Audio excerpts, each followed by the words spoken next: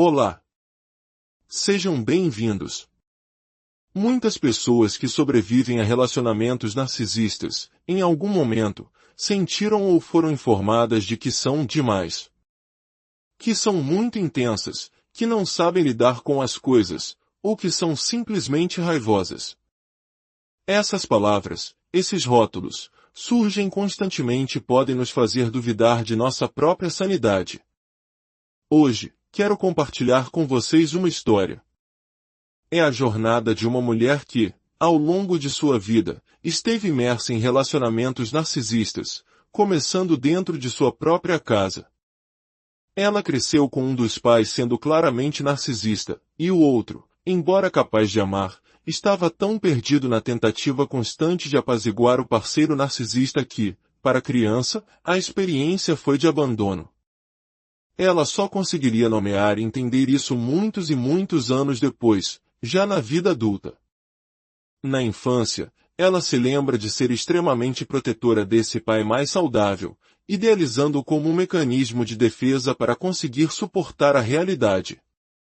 Anos mais tarde, ela teve que confrontar uma verdade dolorosa e complexa. Ela tinha um pai amoroso que também era uma vítima, e que, ao tentar sobreviver ao abuso narcisista do parceiro, simplesmente não estava disponível para ela. Naquela época, ninguém falava sobre sistemas familiares narcisistas. Pelo contrário, o pai narcisista era frequentemente visto como o herói da família, elogiado por tudo que fazia pelos outros. E, de fato, ele fazia muito por parentes e amigos, construindo uma imagem pública impecável. Para a criança, a confusão era imensa. Ela ao mesmo tempo idealizava e temia essa figura poderosa e imprevisível. A palavra complicado nem começa a descrever o ambiente em que ela vivia. Essa mulher, quando criança, era descrita como superinteligente, empática, perceptiva, gentil e introspectiva. Mas, no fundo, ela nunca se sentia completamente segura. Ela não sabia articular isso na época, mas hoje, olhando para trás, a sensação é clara. E ela se lembra de algo muito específico. De vez em quando, não com frequência, mas de forma marcante, ela tinha o que descrevia como surtos. Explosões de raiva, crises de choro intensas. Ela diz que pode contar nos dedos de uma mão as vezes que isso aconteceu, pois na maior parte do tempo, ela era uma criança excessivamente controlada e regulada. Mas, naquelas raras ocasiões, a raiva transbordava. Algumas vezes aconteceu na escola, e ela foi punida por isso. Em casa, seus pais a chamavam de intensa e raivosa. Tornou-se quase uma piada de família, mas uma piada que a definia. No entanto, qualquer um que a conhecesse de verdade saberia, ela não era uma pessoa raivosa por natureza. Conforme crescia, entrando na adolescência e depois na juventude, ela sentia essa raiva borbulhando dentro de si. Às vezes, escapava em comentários maldosos sobre colegas. E as explosões, embora raras, ainda aconteciam. Apesar de ser uma aluna exemplar e disciplinada, a família mantinha a narrativa, ela era a pessoa intensa. Essa palavra a seguiu como uma sombra. Na vida adulta, essa sensação se transformou mais em ansiedade. Os comentários ácidos diminuíram, mas a raiva latente continuava lá, um fogo baixo que ela nunca soube nomear. Na maior parte do tempo, ela era calorosa, empática, nunca agia com arrogância. Tinha muitos amigos. Mas a reputação de ser intensa persistia, um fantasma que a assombrava. Foi somente na terapia que ela começou a desvendar esse mistério. Ela percebeu que aquilo nunca foi raiva genuína ou intensidade como um traço de personalidade.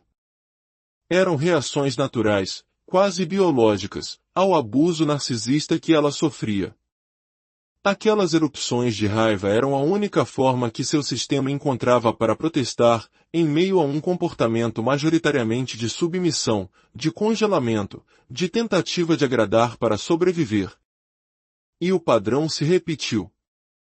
Na vida adulta, ela se casou com um homem narcisista, se divorciou, quase se casou com outro parceiro narcisista, teve chefes narcisistas.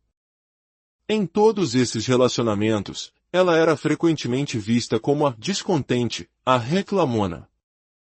Isso a frustrava profundamente, porque ela se esforçava ao máximo para se conter.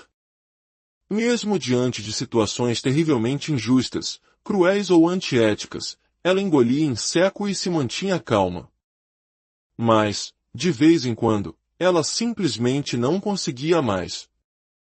E nesses momentos, ela mesma começou a acreditar na narrativa. Talvez ela fosse, de fato, uma pessoa intensamente raivosa. Para compensar, ela se esforçava para ser gentil, sempre gentil. Ela queria desesperadamente quebrar a imagem de pessoa intensa, exigente e difícil. Então, ela se esforçava cada vez mais para suprimir seus próprios sentimentos e necessidades. Isso chegou a custar sua saúde. Em uma ocasião, ela permaneceu em silêncio absoluto sobre um problema de saúde porque não queria ser vista como dramática. Acabou no hospital após desmaiar em público. Descobriu-se que ela havia desenvolvido uma infecção renal gravíssima. Reprimir seus sentimentos estava, literalmente, a matando. Agora, imagine se alguém, em qualquer ponto dessa jornada, tivesse explicado a ela, olha, esse seu pai, esse seu parceiro, esse seu chefe. Eles são narcisistas. Eles nunca vão te ouvir. Eles nunca terão empatia. Eles nunca assumirão a responsabilidade por seus atos. Teria sido doloroso ouvir, mas a teria libertado da luta sem esperança de tentar não reagir a nada. O desafio é que, em 95% do tempo, essa mulher não reagia. Ela se mantinha calma. E como muitos que viveram isso sabem, o abuso narcisista raramente acontece aos gritos, na frente de todos. Ele ocorre a portas fechadas, de maneiras sutis e silenciosas que te devastam por dentro, mas que os outros não conseguem ver. É a morte por 1000 cortes. As dezenas de pequenas alfinetadas diárias, a recusa em dividir as responsabilidades, a irritação que demonstram quando você pede a menor ajuda. Você se torna um exército de uma pessoa só e começa a pensar coisas como eu devo ter um estilo de personalidade evitativo, porque prefiro fazer tudo sozinha. Não. Você não tem um estilo evitativo. Você sabe que se você não fizer, ninguém mais fará. E então, um dia, você reage. E é nesse exato momento que você é chamado de intenso, reativo, louco. Quando essa mulher estava em terapia de casal, ela inicialmente se sentiu segura. Pensou, finalmente, há um juiz na sala. Se meu marido ficar agressivo, o terapeuta vai ver. Vai me dizer que não estou louca. Mas quando o marido, irritado porque o terapeuta não estava sempre do seu lado, começou a ser ríspido e manipulador na sessão, a mulher, em desespero, virou-se para o terapeuta e disse, com a voz carregada de urgência, você está vendo? Você está vendo o que ele está fazendo? Ela finalmente achou que não se sentiria mais louca. Mas então, o terapeuta olhou para ela e disse, uau, isso é intenso. Você precisa baixar o tom. Em vez de apontar a crueldade nas palavras do marido, o terapeuta validou o agressor. Ele chegou a sugerir, talvez seu marido esteja reagindo assim porque você é muito intensa. Naquele momento, ela se sentiu completamente derrotada. E a experiência dela não é a única. Acontece em terapias, com familiares, em grupos de amigos. Então, qual é a resposta? Honestamente, em grande parte, a resposta é autocompaixão. O mundo, como um todo, ainda não entende, ou talvez não queira entender, esses relacionamentos. Precisamos ser gentis conosco mesmos quando temos uma reação, que na maioria das vezes é extremamente controlada, a circunstâncias incrivelmente manipuladoras e cruéis. É um mistério por que estamos tão dispostos a desculpar a raiva da pessoa narcisista, mas quando a vítima reage ao insulto ou à manipulação, nós a rotulamos de intensa. Se esta história ressoa com você de alguma forma, considere compartilhá-la. Seu compartilhamento pode ser a luz que alguém, perdido na escuridão da dúvida, precisa para encontrar o caminho. Ao se inscrever neste canal, você se junta a uma comunidade que busca entendimento, validação e cura. Juntos, podemos mudar essa narrativa. A história dessa mulher me tocou profundamente porque, por anos, e provavelmente até hoje, eu também me sentia assim. Já fui chamado de intenso, de demais, de exagerado. E por muito tempo, eu aceitei isso como parte da minha identidade. Mas a verdade é que não sou. Eu me importo com as coisas, tenho empatia, luto pelos mais fracos. Mas cresci em um ambiente onde reações não eram permitidas. Se eu tivesse uma, seria chamado de louco.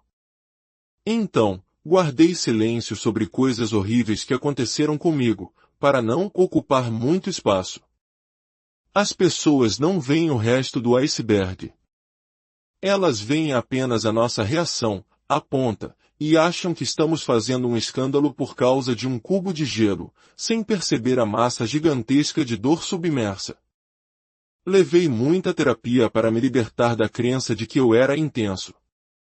Percebi que, para o mundo se sentir confortável com as pessoas narcisistas, é muito mais fácil rotular a mim, a essa mulher, e a tantos outros que passam por isso, como o problema. Isso se chama gaslighting. Hoje eu entendo. A parada final no trem da cura é o que chamamos de individuação, encontrar seu propósito, seu significado, e parte disso é conhecer a nós mesmos. Reagir uma vez, depois de não reagir centenas de vezes, é algo ruim? Ou é melhor nunca reagir? Eu prefiro uma reação genuína à dormência. Mas, infelizmente, acho que o mundo preferiria que a maioria das pessoas nesses relacionamentos simplesmente aguentasse e ficasse quieta.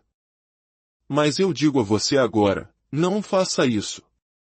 O mundo pode preferir, mas a longo prazo, não é bom para você. O mundo pode jogar um rótulo em você, mas esse rótulo não é seu. Reconheça-o pelo gaslighting que ele é. A chave é não deixar que ele se infiltre na sua identidade. Você não é intenso. Você está reagindo. E sua reação é válida.